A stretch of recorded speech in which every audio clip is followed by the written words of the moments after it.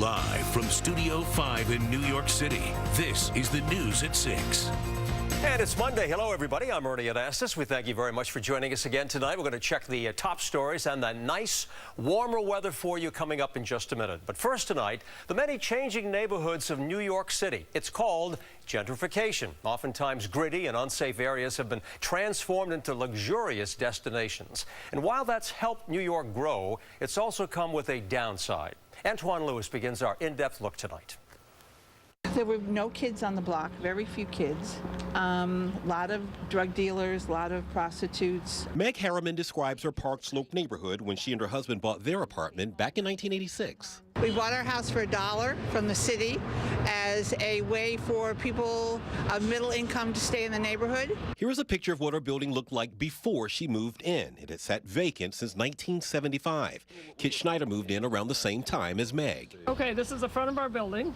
It's completely boarded up. They had big bricks here and here.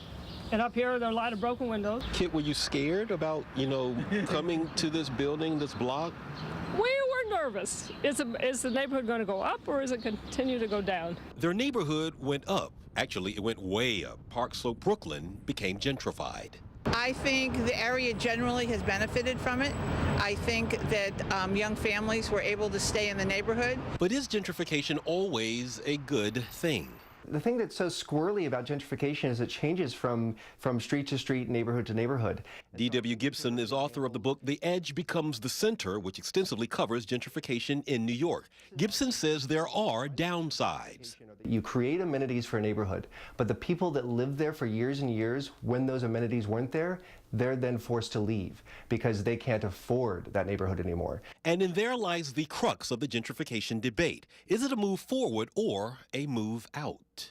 If I had to ask you if you were proud of your neighborhood now, how would you answer that question? Oh, yes, definitely. At the end of the day, I think it means a lot of money coming to town and changing the dynamics of a street or a neighborhood. So, Ernie, whether gentrification is good or bad is entirely subjective. It depends upon the members who make up the neighborhood in that community. But we can tell you that in a city like New York, change is continuous. Reporting from Park Slope tonight, Antoine Lewis, Fox 5 News. Ernie, back inside to you. Antoine, thank you very much for that. Let's continue talking about it right now. My guests joining me, Grace Capobianco, publisher, CEO, Downtown Magazine, and editor Jackie Hart. Thank you both for being here. Gentrification, okay? As we have seen, the good, the bad, it's kind of a double-edged sword. What is your take on this?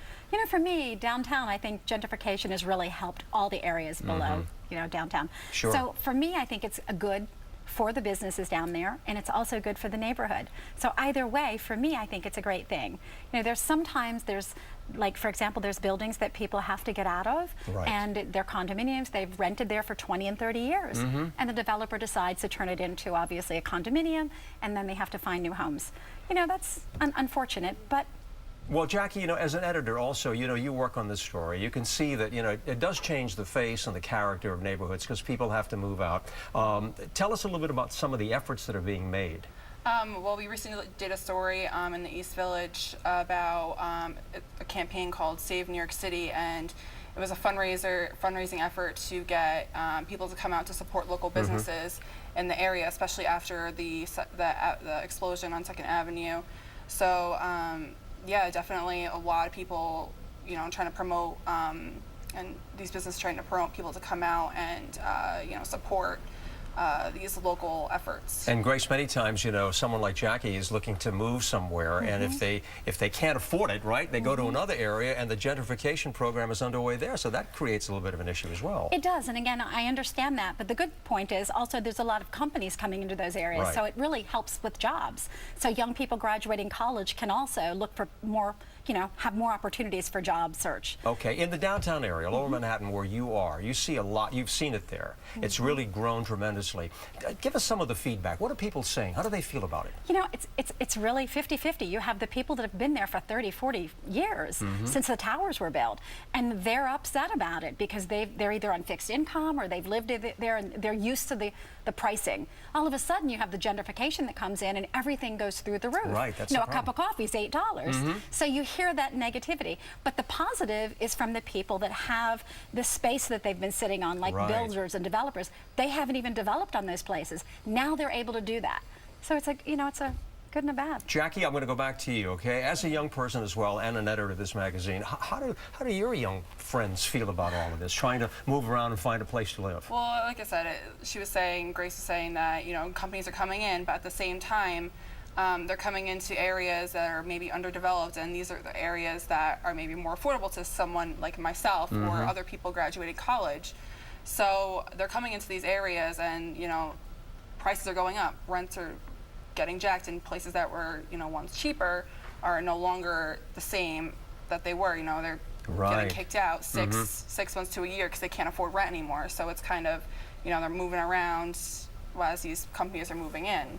Grace, from a business standpoint, okay, a positive side to all of this, growth opportunities and the changing face. I think the positive is just that, the changing face of the area. I mean, we all want to move forward, don't we? We don't want to stay the same. So for me, it's really important to grasp the fact that what would have happened if we didn't gentrify what's happening in Lower Manhattan? Where would we be on the Lower East Side? You know, so I look at that. It is good for all. And the effort is being made for affordable housing. The effort we know is being that. made. What's happening are a lot of the buildings and the developers are getting loans that are from the government or grants. Right. And what they do is they have to have a specific percentage of that building for the lower income. And you know, if you think about it, people that are lower income or wealthy, they all want the same thing. They want a good life and safety. Right. Well, listen, safety, good life, those are all nice things, and we certainly hope that everybody finds a good place to live, businesses do well. We like to see our city grow and prosper and you know, become everything that it really is. Grace, Jackie, thank you very much for joining us today. Thanks for having us. The subject of gentrification, Thanks for Downtown having us. Magazine. Thank you so much. Thank All right, you. coming up.